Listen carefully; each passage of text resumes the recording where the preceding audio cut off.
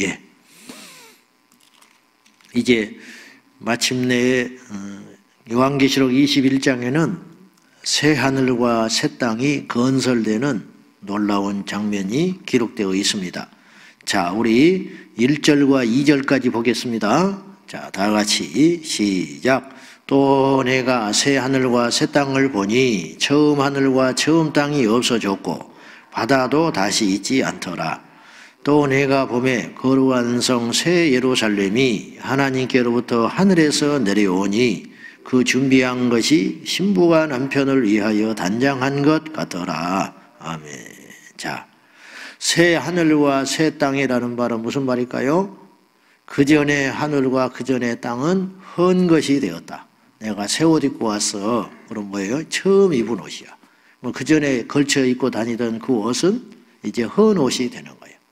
그러니까 새 하늘과 새 땅이라는 말은 우리가 지금 거하고 있는 이 하늘과 땅이 아닌 새로운 어떤 하늘과 땅이 건설된다는 의미입니다.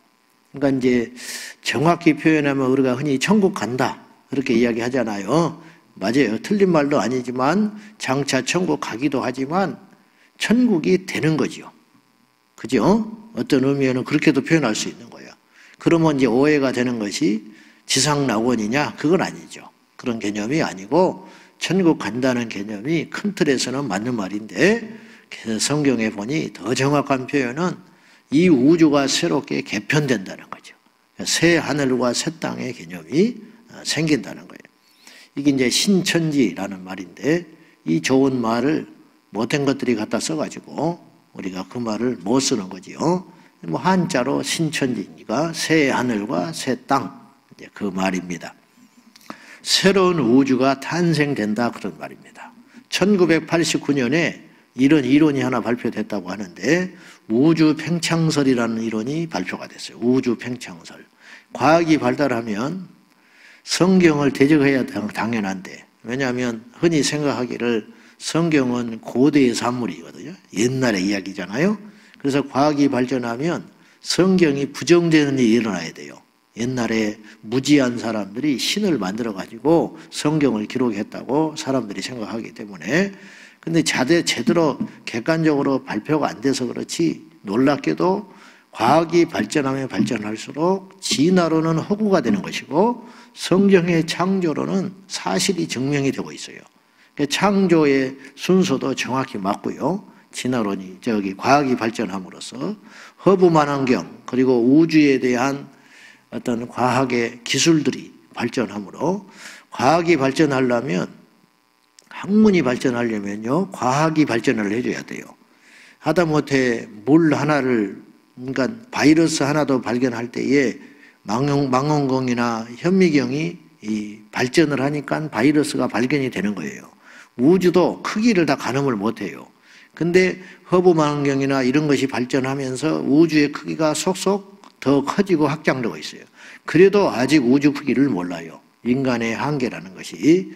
그런 것처럼 1989년에 우주 팽창설이 발표됐는데 이건 무슨 말이냐면 이 우주가 엄청나게 빠른 속도로 팽창하고 있답니다. 팽창이라는 말이 뭐예요? 커져가고 있다는 거예요. 그 우주가 왜 커져가냐? 자, 우주가 커져가는 증거가 뭐냐면 이거예요. 은하계와 은하계 사이가 멀어지고 있대요. 그러니까 이제 우리가 속한 것이 태양계, 은하계인데 이 은하계, 이 우주에는 제가 지난번에 한번 언급했어요. 이 우주는 행성이 몇 개인지도 몰라요. 행성이 몇 개 존재하는지조차도 몰라. 그 잘난 과학자들도 별의 숫자조차도 몰라요. 여러분 숫자도 헤아리지 못하는데 기원을 어떻게 알겠어? 어떻게 만들어져? 우리가 앉아있는 예를 들어서 이제 자석이 있잖아요, 지금. 요거 뭐 몇 개가 딱 나오는데. 이 숫자를 못 헤아려요, 예를 들면. 근데 숫자도 못 헤아리는 사람들이 이걸 누가 만들었는지를 어떻게 알겠냐고. 숫자나 파악하고 재료나 파악하고 용도나 파악하고 그럴 때 마지막으로 등장하는 것이 누가 만들었을까? 이렇게 나오는 거지. 근데 이 지구도 모르고 우주도 모르는 사람들이 어떻게 뭐 이렇게 만들었니 저렇게 하늘에 계신 자가 웃으신다 그랬어 성경에. 그래서 하늘에 계신 자가 지금도 웃고 계셔. 참 불쌍하다 저것들 웃기지도 않는다 그러고 계시는 거예요. 그런데 우주와 우주 사이가, 이 행성과 행성 사이가, 은하계와 은하계 사이가 멀어진다는 거예요, 이렇게. 그것도 굉장히 빠른 속도로. 근데 우리는 모르죠. 우리는 이 지구에 머물고 있으니까, 지구 안에 있으니까 밖에 있는 일을 잘 몰라.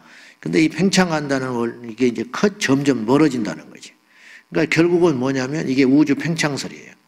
멀어진다는 거는 팽창하고 있다는 증거예요. 예를 들어 볼게요. 풍선이 있어요. 풍선에 바람을 막 넣어요. 그럼 이만하게 됐어. 바람을 더 넣었어. 그럼 이만하게 더 커졌죠. 풍선이 커지면, 자, 점을 볼펜으로 2개를 딱 찍었어요. 2개를. 이걸 별이요. 이 점을 찍어놨는데, 풍선이 이만할 때는 그 거리가 이만했는데, 풍선에 바람이 많아져가지고 더 커지면 거리가 점점 멀어지겠죠. 점과 점 사이가. 네, 그런 원리다 이 말이에요. 그러니까 행성과 행성이 멀어지고 있는 걸로 봐서 이 우주는 이유는 없지만 까닭은 없지만 모르지만은 우주는 커지고 있다. 이게 뭐냐? 하나님께서 작업에 들어가신 거예요. 새 하늘과 새 땅을 건설하는 작업으로 들어가고 있다. 나는 그렇게 해석이 돼요. 우주의 장차 변화는 모든 과학자들이 인정하는 바인데 문제는 왜 이 우주가 이렇게 변화가 일어나고 있는지 모른다 이 말이에요.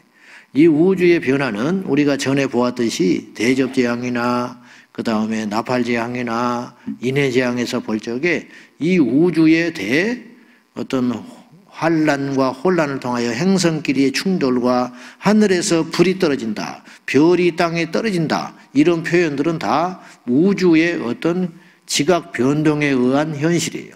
그것 때문에 인류가 죽고 바다가 뭐 문제가 생기고 그런 큰 어려움이 생기겠죠. 이래서 인류가 살상되는 일이 일어난다 이 말이에요. 그런데 하나님이 이 세상을 심판하실 적에 노아의 홍수도 사람들이 홍수가 날 때까지 깨닫지 못했던 이유는 너무 자연스러운 하나님이 주신 심판이었기 때문에 모르는 거예요. 성경에는 하나님께서 홍수를 주기로 맘먹고 그 홍수의 원인이 죄악 때문이라고 기록되어 있지만은 그들은 전혀 못 깨달은 거예요. 왜냐하면 죄는 눈에 안 보이고 그 다음에 홍수라는 것도 비가 오는 것인데 어떻게 알겠어요? 근데 그 비는 그냥 비가 아니었잖아요. 하늘에서 비가 내리고 그것도 부족하니까 하나님께서 땅의 샘물을 터뜨려가지고 위아래에서 물이 쏟아지니 감당이 되겠습니까? 그래서 엄청난 홍수로 심판을 받았지만 그들은 깨닫지 못했다. 이런 말이에요. 하나님의 심판은 너무 자연스러워요. 광야에서 이스라엘 백성들이 심판당할 때 어떤 일을 당하냐면 하늘에서 불이 살라서 때려 죽이기도 하지만 그런 일은 거의 없었고 역병, 다윗 시대에 때도 다윗이 범죄했을 때 역병으로 이스라엘 백성들이 고통을 받았어요.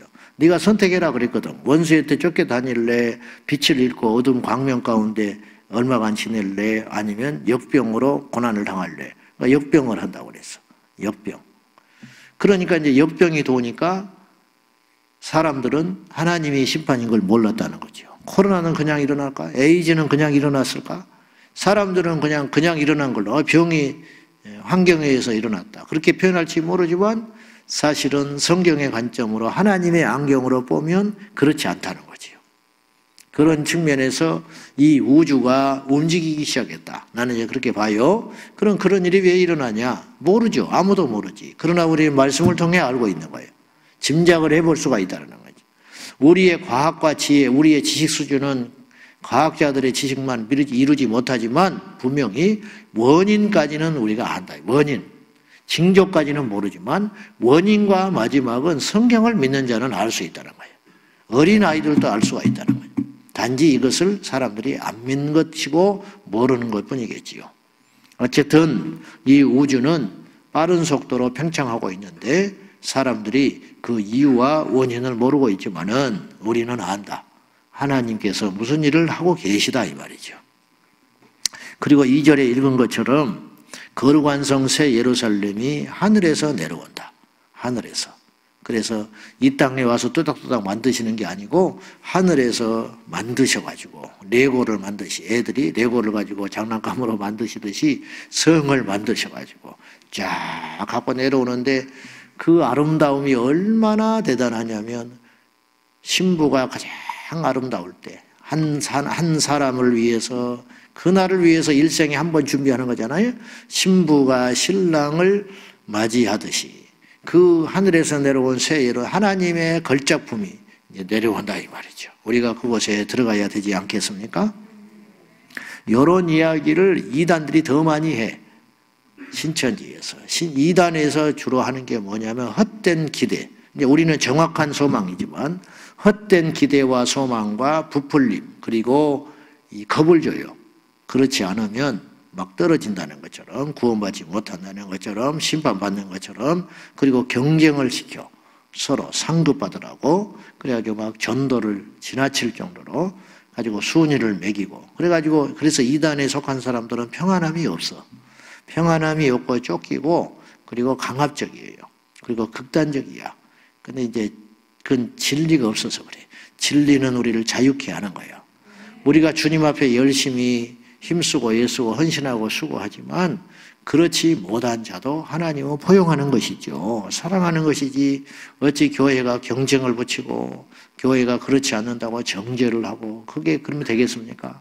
가차없이 실컷 써먹고 단물만 빨아먹고 던져버리고 버려버리고 열심히 없는 사람은 뭐 사탄에 미혹됐다는 동 이래가지고 그냥 정리해버리고 또 다른 사람을 찾아서 써먹고 이게 이런 것이 이단의 행위자들이잖아요. 그런 거는 벌써 사랑의 열매가 아닌 것이죠. 그래서 그런 열매들을 보고 우리가 깨달아야 되는 거예요. 거룩한 새 예루살렘이 하늘에서 내려온다. 요한복음 14장의 말씀에 내가 너희를 위하여 처소를 예비하러 가신다고 그랬잖아요. 이제 그것이 이제 준비된 거지요. 그것이 공중에서 새 예루살렘으로 하나님께서 이 땅에 주신다. 그런 말이죠. 그것에 상속자들이 있고 그것에 들어가지 못할 자가 있어요. 7절과 8절이에요. 자, 시작. 이기는 자는 이것들을 상속으로 받으리라. 나는 그의 하나님이 되고 그는 내 아들이 되리라. 그러나 두려워하는 자들과 믿지 아니하는 자들과 흉악한 자들과 살인자들과 음행하는 자들과 점술가들과 우상 숭배자들과 거짓말하는 모든 자들은 불과 유황으로 타는 못에 던져지리니 이것이 둘째 사망. 자, 둘째 사망, 첫째 부활. 이걸 기억하셔야 돼요. 첫째 부활, 둘째 사망. 우리는 첫째 부활에 들어가야 되고 둘째 사망에는 안 들어가야 된다. 이런 말이에요. 모든 사람은 한 번 죽게 돼 있어. 우리 생전에 예수님 오시지 않는 바에야 죽게 돼 있는 거예요. 그래서 첫째 사망은 다 치르는 거예요. 믿는 자나 믿지 않는 자는 첫째 사망 다 통과하게 돼 있어요. 어떤 의미에 있어서 우리는 죽어야 주님 만나는 거예요. 주님의 재림이 없다면. 근데 이제 에녹과 엘리야처럼 특별한 케이스도 있지만 대부분의 경우는 죽음의 다리를 건너서 주님을 만나게 돼 있어요. 안식에 들어가 있다가 우리 생전에 예수님 오신다면 죽음을 보지 않고 예수님께 들림받을 수 있겠지요. 그런 경우는 첫째 사망도 없이 되겠지만 그건 뭐 꼭 복이 있다 아니다도 할 수도 없어. 주 안에서 죽은 자들은 복이 있다 그랬으니까 그건 기준은 하나님의 뜻대로 되겠지요. 어쨌든 둘째 사망. 둘째 사망에 들어가는 자들은 어떤 케이스들이냐? 두려워하는 자들, 믿지 않는 자들, 흉악한 자들. 야, 나 겁이 많은데 난 이거 가지고 질문을 내가 받은 적이 있어. 이게 굉장히 걸렸는가 봐요. 두려워하는 자들이 둘째 사망에 들어간다고 써 있잖아요.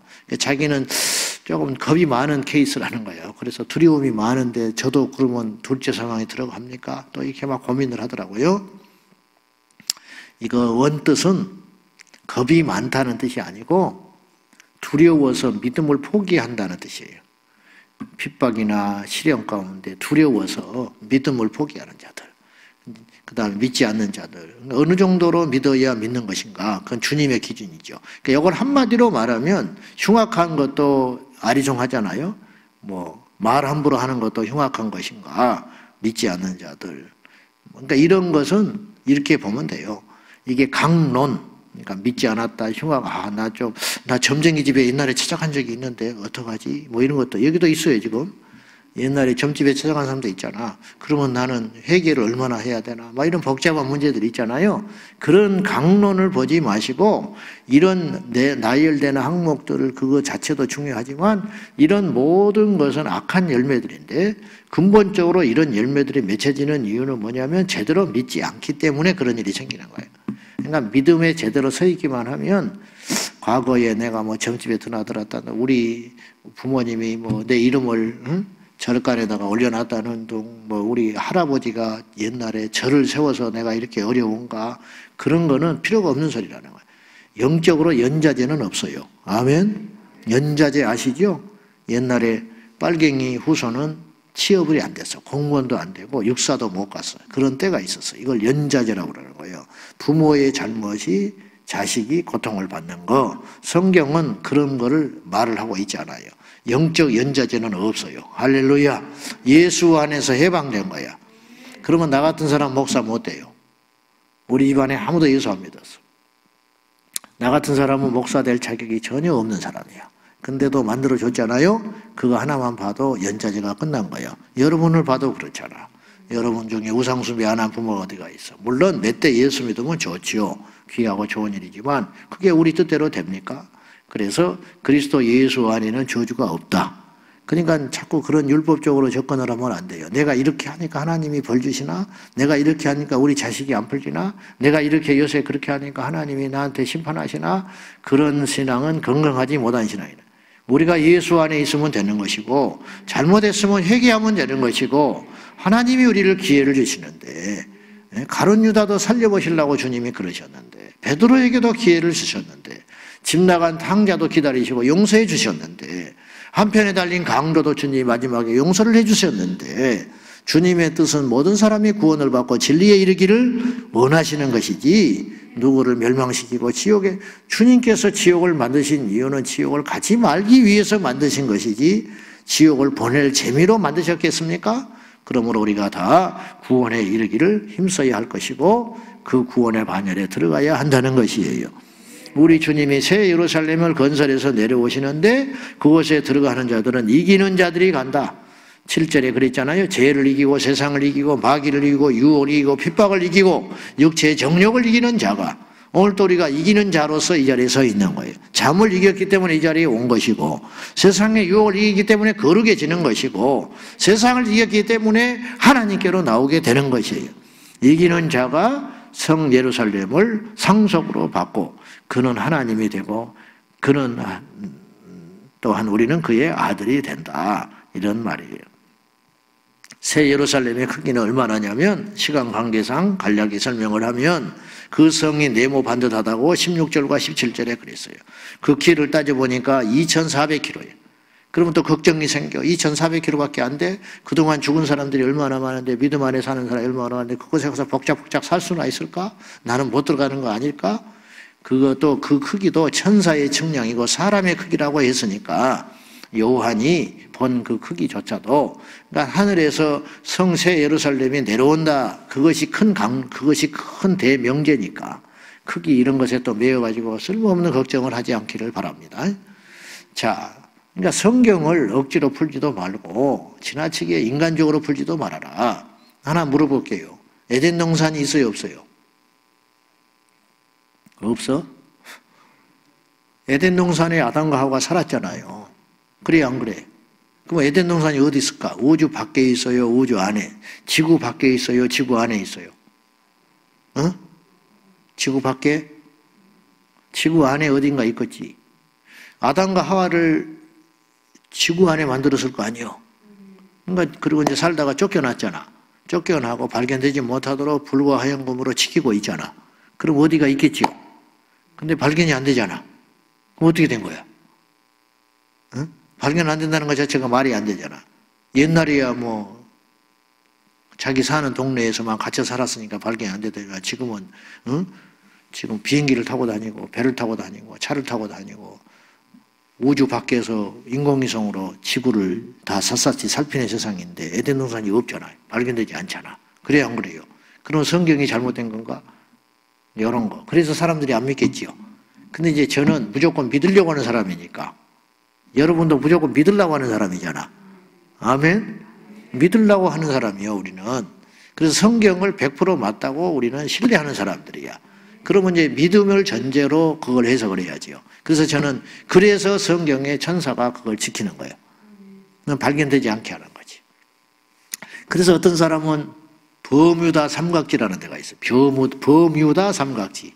그게 뭐냐면 삼각형의 모양인데 배가 가면 실종이 되고 그다음에 비행기가 가면 또 없어지고 이런 것이 이제 미스테리한 걸로 세계 불가사리로 나와요. 그것이 에덴 동산에 있지 않냐 뭐 이렇게 이야기하는 사람도 있어. 근데 나는 그건 모르겠어. 근데 한 가지 중요한 건 뭐냐면 하나님이 하시는 일을 인간이 어찌 다 알겠냐. 에덴 동산은 있다. 나는 믿는 사람이에요.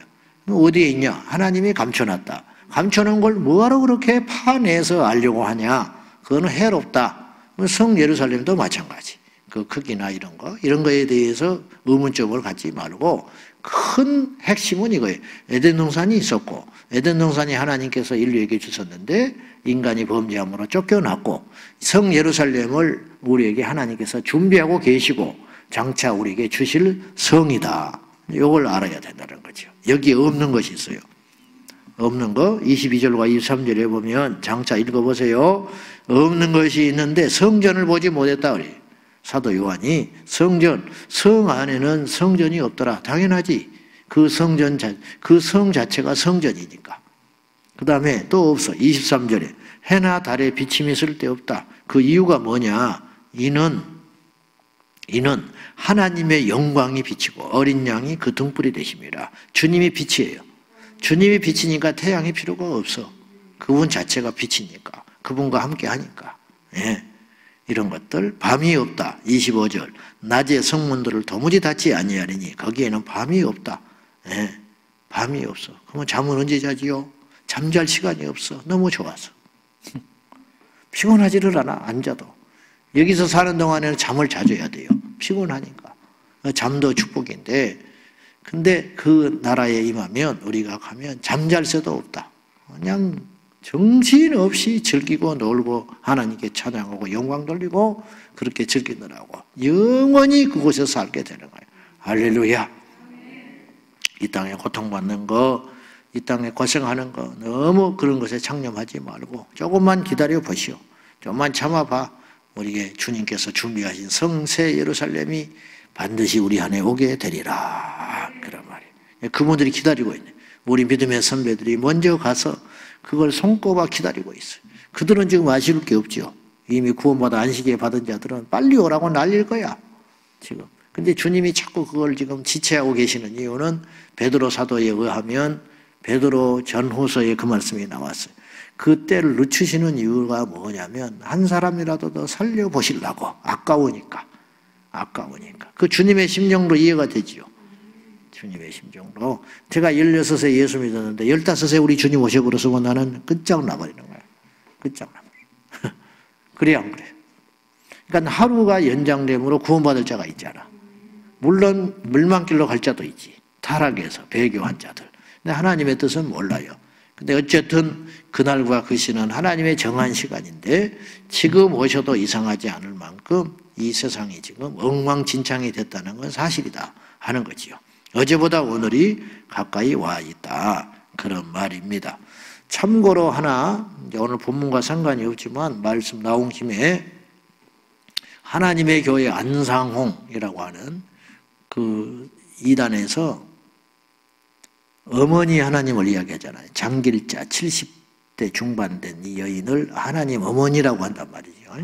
그 하나님 어머니라고 하는 근거가 유일하게 성경에 한번 나오는 게 있어요. 그게 뭐냐면 갈라디아서 4장 26절인데 내가 일부러 이야기를 하고 있는 거예요. 지금 이 영상을 보고 있는 사람이 혹시라도 그곳에 속해 있을까 봐 이야기하는 것인데 갈라디아서 4장 무조건 나쁘다 아니다라고 말하지 말고 왜 그러는지를 알아야지.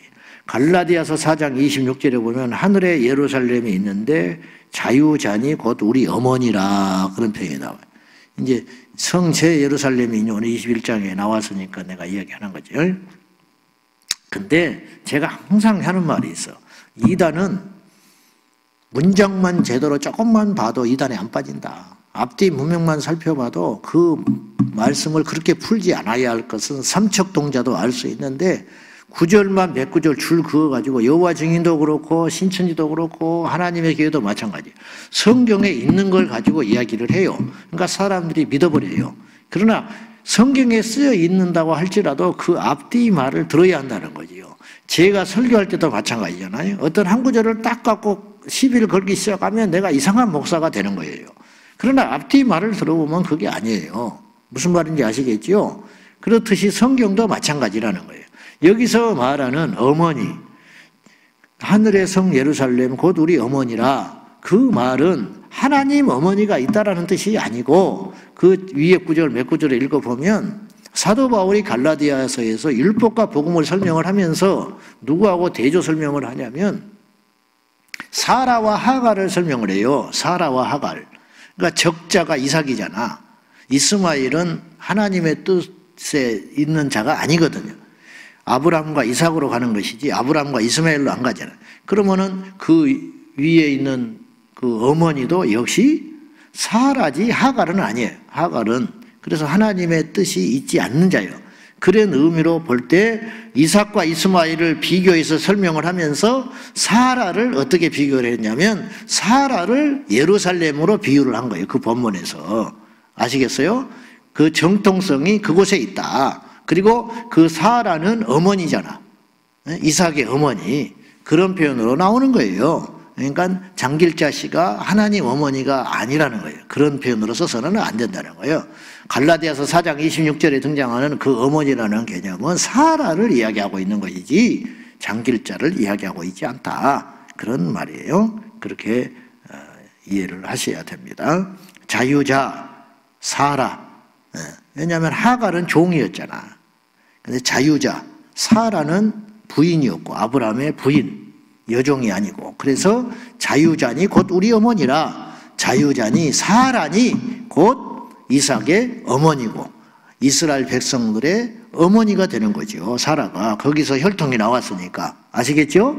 그래서 그 어머니라는 표현을 쓴 것인데 그걸 갖다가 이제 그걸 끼워 맞추려고 보니까 성경에 그것이 있어 놓으니까 가져온 거예요. 그 말이 없었으면 어떡할 뻔했어.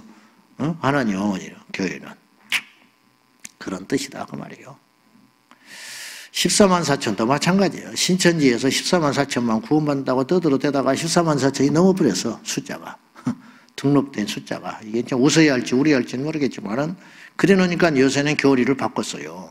그거 뭐냐면 그 안에 지도자들을 말하는 거다. 또 이렇게 말을 하고 있어. 보혜사라고 한참 떠들어대다가 언론에서 그걸 말을 하고 사람들이 깨나니까 이제 이만희를 보혜사라는 말을 잘 안 쓰기 시작했어. 그러니까 진리라는 걸 그렇게 지멋대로 바뀌면 되겠습니까? 그것이 벌써 가짜라는 걸 의미하는 것이지요. 그래서 오늘 영상에 보고 있는 우리 신천지 신도 여러분, 정신을 바짝 차리고 14만 4천이 그렇게 해석할 것이 아니고 하나님 어머니가 여러분이 믿는 그 어머니 장길자가 아니니 정신을 차리고 속히 나오셔서 교회도 역시 불완전하고 저 역시도 부족한 인격의 사람이지만 사람을 따르지 말고 교회가 어쩌다 저쩌다 소리에 귀 기울이지 말고 바벨론 교회에서 나오라고 떠들어대는 신천지에 미혹되지 말고 진정한 바벨론 교회는 바로 여러분이 잘못된 교회라는 걸 깨닫고 속히 가까운 교회에 가서 구원받는 역사가 일어나기를 바랍니다. 아멘이다니. 여러분이 신천지요? 자, 진리 안에 거의할 줄로 압니다. 자, 기도하겠습니다. 우리에게 약속하신 새하늘과 새 땅이 우리 하나님께서 장차 건설하게 될 것입니다. 그리고 하늘에서 성 예루살렘이 내려오는데 우리가 바라기는, 간절히 바라기는 주여 우리가 그곳에 가서 주님과 함께 영원히 살게 하여 주십시오.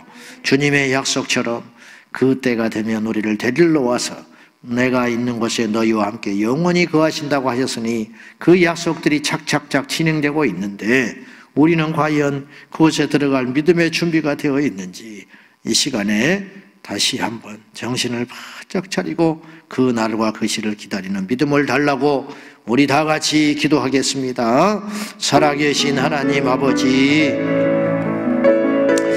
우리 안에 진리의 영으로 함께하여 주셔서 성경을 믿음으로 말미암아 사람의 말에 귀를 기울이지 말고 여기다 저기다 하여도 우리가 휩쓸리지 말고 장차 하나님께서 건설하실 새 하늘과 새 땅, 처음 하늘과 처음 땅은 다 사라지고 우리가 날마다 보는 이 하늘, 날마다 딛고 살아가는 이 땅, 장차 이 우주가 새롭게 개편되어 우리 하나님의 능력으로 말미암아 우리를 위하여 새롭게 아름답게 창조하셔서 죄도 없고 마귀도 없고 질병도 없는 영원한 복만 존재하는 예수님이 통치하시는 빛도 없고 성전도 필요 없는 어둠도 없는 밤도 없는 그 듣기만 해도 황홀한 그 영원한 하나님의 나라에 우리 모두 입성하여 거룩한 성 새 예루살렘을 수도로 삼고 그곳에 거하는 은혜를 허락하여 주시옵소서. 거룩하신 아버지 하나님, 우리 사랑하는 성도들 어디서 무엇을 하든지 간에 우리의 영원한 번향을 믿음으로 바라보며 승리의 삶을 살게 하여 주시옵소서. 주 예수여, 성 예루살렘에 이기는 자가 되게 하여 주시고 우리 모두가 원수를 이기고 믿음으로 승리하며 죄를 이기고 마귀를 이기고 날마다 이기는 자가 되어서 하나님의 나라를 상속으로 받는 자가 되게 하여 주셔서 주님의 아들과 딸이 되어 천사들과 함께 호령하며 영생복락 누리는 그날을 기다리게 하여 주시옵소서. 주여 믿습니다.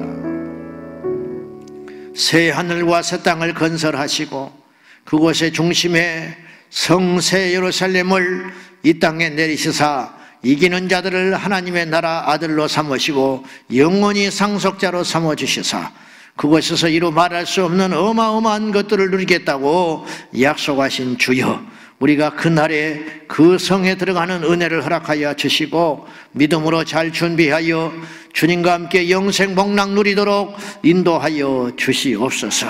마귀에게 속아서 이 땅에 넘어지는 자 되지 않게 하시고 하나님을 떠나서 세상을 섬기는 자 되지 않게 하시고 영원한 복을 약속으로 받았건만 그 약속을 버려버리고 어렵다고 힘들다고 시련이 온다고 세상으로 눈 돌리는 어리석은 인생 되지 아니하도록 도와주시옵소서. 오늘도 승리하게 하여 주시고 주님의 약속을 받은 자로 살게 하여 주옵소서. 예수님의 이름으로 기도하옵나이다. 아멘. 주여 주여 주여 감사합니다.